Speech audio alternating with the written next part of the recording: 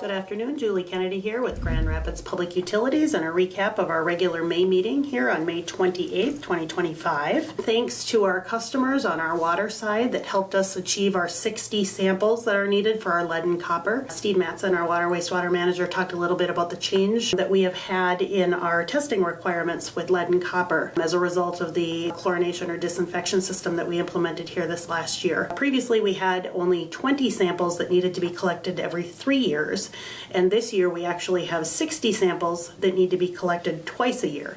So a huge significant lift. Again, these samples, we require the assistance of our customers. Again, a water system is a shared responsibility. We provide that service to the service line, but then the customer is responsible for that service within their home. And the lead and copper analysis is done at the homeowner or at the home. And so the homeowner is required to take that sample and get that back to us. So it takes a lot of coordination, 60 different samples, dropping off the sample jar, getting it back in a timely manner, and getting that sent into the lab. So again, just a huge shout out to those customers that do assist us in getting those samples in a timely manner. Chad then from our electric department gave an update on a construction project we've got going on here on Airport Road.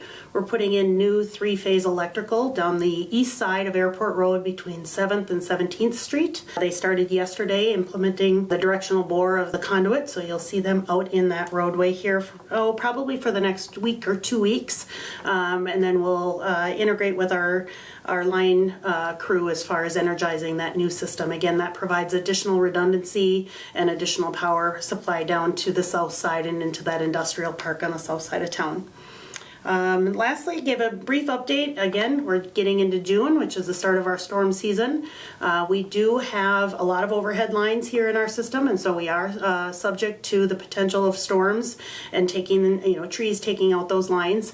We do have our outage map. Our public outage map is on the front face of our website, and so if you ever are without power, one of the first spots that you can check is our website, www.grpuc.org, and it will have the public outage map right on that front page. You can check to see if there has been an outage reported in your area.